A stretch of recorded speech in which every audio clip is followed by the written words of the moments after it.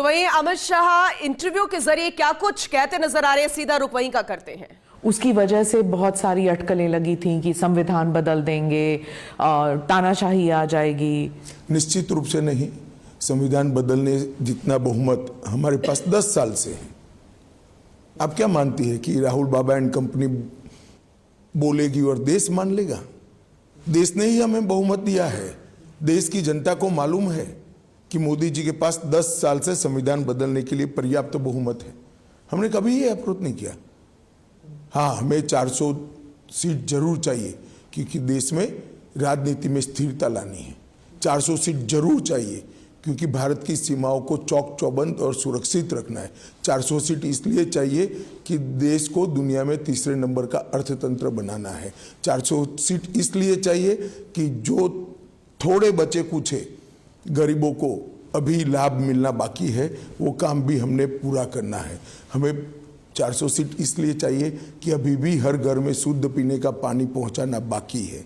हमें 400 सीट इसलिए चाहिए कि इस देश के अंदर नेचुरल फार्मिंग के क्षेत्र में ढेर सारा काम करना बाकी है। 400 सीट इसलिए चाहिए कि हर 70 साल से ज़्यादा आयु वाले व्यक्ति को 5 लाख तक का मुफ्त इलाज हम देना चाहते हैं। हमने 400 सीट का 10 साल में क्या उपयोग किया? धारा 370 हटाई, ट्रिपल तलाक हटाया, राम मंदिर बना और कॉमन सिविल कोड यूसीसी लेकर हम आए। हमने 400 सीट हमारी नहीं थी मगर पर्याप्त बहुमत था। इसका उपयोग हमने संविधान सभा ने जो देश को वादे किए थे वो सारे वादे पूरे करने में। पर वो 272 से भी हो सकता था। 400 मतलब आपने जब 400 किया तो इट लुक लाइक कोई बड़ा कदम उठाना है। नहीं, 400 और 272 से कोई फर्क नहीं पड़ता। हाँ, एग्जैक्टली। बड़ा कदम उठाने के लिए 400 की जरूरत ही नहीं है। अभी हम उठा सकते हैं, मैं यही कहता हूं आपको। परंतु 400 सीट कोई भी व्यक्ति अपने काम का एक्सपांशन नहीं करेगा क्या? भारतीय जनता पार्टी अपना एक्सपांशन नहीं करेगी? देखिए, बहुमत का दुरुपयोग का इतिहास मेरी पार्टी का नहीं है। बहुमत के दुरुपयोग का इतिहास इंदिरा गांधी के समय में कांग्रेस ने किया था। आर्टिकल चेंज कर दिए, लोकसभा को एक्सटेंड कर दिया, इमरजेंसी डाल दी और कोई भी कारण के बगैर 1.25 लाख लोगों को जेल के अंदर 19 महीनों के लिए ठूंस दिया। हमने कभी इसका बेजा उपयोग नहीं किया है और ना कोई राहुल बाबा को इतनी गंभीरता से लेता है सिवा आपके। पर सिर्फ राहुल गांधी नहीं, अरविंद केजरीवाल ने भी कहा है, ममता बनर्जी भी कह रही हैं कि अगर 400 लेके आते हैं या भारी बहुमत से आप जीत के आते हैं तो भारी बहुमत तो सिर्फ बहाना है, तानाशाही तो पक्का है। देखिए, ये लोग अस्थिर सरकारें चाहते हैं। इसमें से किसी का भी पूरे देश की जनता का उन पर विश्वास नहीं, पूरे देश की जनता का विश्वास नहीं। इसलिए इंडिया अलायंस के नेता ने कहा कि हर साल हम एक प्रधानमंत्री करेंगे। ये कहा तो नहीं? जी कहा है, मैं नाम कहना नहीं चाहता। ये कहा है कि हर साल हम एक प्रधानमंत्री रिपीट करेंगे। ये देश में स्थिर सरकार ने कितने सारे फायदे किए हैं, देश की जनता जानती है। 30 साल तक अस्थिर सरकारों का दर्द देश ने भी झेला है, देश के युवाओं ने झेला है। 1.5 पीढ़ी पूरी निकल गई अस्थिर सरकारों में। देश कहां से कहां पहुंच गया। अब मोदी जी के नेतृत्व में 2 टर्म स्थिर सरकार आई है और तीसरे टर्म ज्यादा स्थिर सरकार आए तो मैं मानता हूं देश की जनता मोदी जी के लक्ष्य के साथ है और इसी के लिए वोट कर रही है। आप केजरीवाल जी को जो इंटरिम बेल मिला है, आप इस सुप्रीम कोर्ट के फैसले को कैसे देखते हैं? देखिए, सुप्रीम कोर्ट के फैसले पर मैं कोई टिप्पणी करना नहीं चाहता, परंतु सुप्रीम कोर्ट के फैसले को जिस तरह से आम आदमी पार्टी, कुछ मीडिया के ग्रुप्स और ज़्यादातर जर्नलिस्ट इसको केजरीवाल की विजय मानकर चल रहे हैं, मैं थोड़ी इसकी स्पष्टता करना चाहता हूँ। इनकी प्ली सुप्रीम कोर्ट के सामने क्या थी? इनकी प्ली थी कि मेरी अरेस्ट ही गैरकानूनी है, मेरी अरेस्ट को रद्द कर दीजिए, मतलब मुझे यहाँ से बरी कर दीजिए। सुप्रीम कोर्ट ने नहीं माना।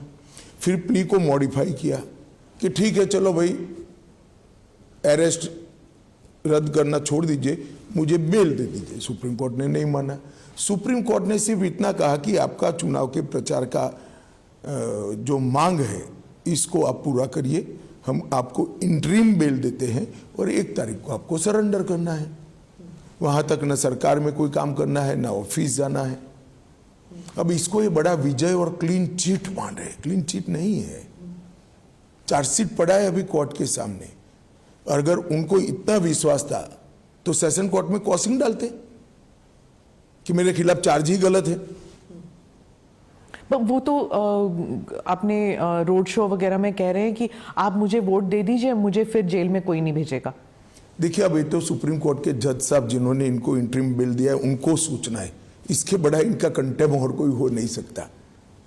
क्या सुप्रीम कोर्ट देश का विजय पराजय के आधार पर गुनाह का निर्णय करेगा? मैं नहीं कह रहा है, केजरीवाल जी कह रहे हैं। मैं तो सुना भी नहीं, आपने कहा, मैंने अखबार में पढ़ा है। परंतु अगर ये उन्होंने कहा है तो देश की सुप्रीम कोर्ट के फंक्शनिंग पर उनका बहुत गलत टिप्पणी है। क्या उनके बाहर आने से और उनकी जो ये टीका टिप्पणी से इंडिया अलायंस को फायदा हुआ है आपके नजरिए से? देखिए, मैं ऐसा मानता हूं एक मतदाता के नाते कि जहां जहां वो जाएंगे शराब घोटाला याद आएगा। अब फायदा होगा या नुकसान आप तय कर लीजिए। पंजाब में हाँ, प्रचार में जहां जहां जाएंगे शराब घोटाला ही लोगों को दिखाई देगा। कई लोगों को तो बड़ी बोतल दिखाई पड़ेगी। मैं उड़ीसा की तरफ मुड़ती हूँ। प्रधानमंत्री ने नवीन बाबू के खिलाफ एक बहुत ही स्ट्रॉन्ग स्टेटमेंट किया था और नवीन बाबू ने भी फिर एक वीडियो बनाया। पहले कभी ऐसे होता नहीं था उड़ीसा में प्रधानमंत्री जी और नवीन बाबू के बारे में, मतलब कोई एक दूसरे के खिलाफ ऐसे पर्सनल स्टेटमेंट्स करें। नहीं, देखिए, किसी भी नेता का स्टेटमेंट जो होता है वो हालिया स्थिति को देखकर किया जाता है। अभी की स्थिति को देखकर प्रधानमंत्री जी ने स्टेटमेंट किया और मैं भी मान रहा हूं कि वहां सरकार बदलने जा रही है। सेंटर के लिए एंड स्टेट, वहां पे दोनों इलेक्शंस चल रहे हैं। दोनों इलेक्शन है। राज्य सरकार इस बार भारतीय जनता पार्टी की बनेगी। कश्मीर में पीसफुल पोलिंग और बंगाल में हिंसा, ये हुआ है चौथे राउंड में। नहीं, जो लोग 370 पर सवाल उठाते हैं, मैं आज उनको कहना चाहता हूं कि 14% वोटिंग से 40 पार कर गया। इससे बड़ी कोई सफलता 370 की नहीं हो सकती। सारे एक्सट्रीमिस्ट ग्रुप के नेता आज जाकर पोल करें। वोट किसको देना नहीं देना वो उनका अधिकार है, मगर कम से कम लोकतांत्रिक प्रक्रिया का वो हिस्सा बने।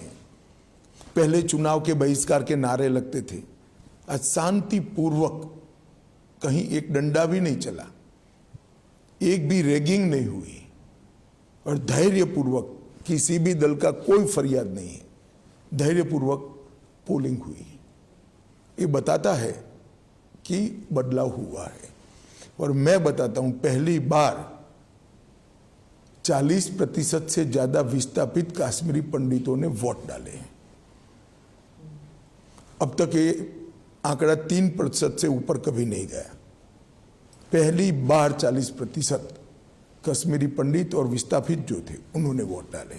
ये बताता है कि एक आत्मविश्वास आया है जनता के अंदर कि नहीं, अब हम डेमोक्रेसी के साथ जा सकते हैं। जब आप परिवारवादी पार्टी के बारे में कह रहे थे, अब एनसी और पीडीपी जो है, इनके नेता तो आएंगे ही, जीत कर आएंगे। आपने कहा था कि कश्मीर में ये लोग नहीं आएंगे।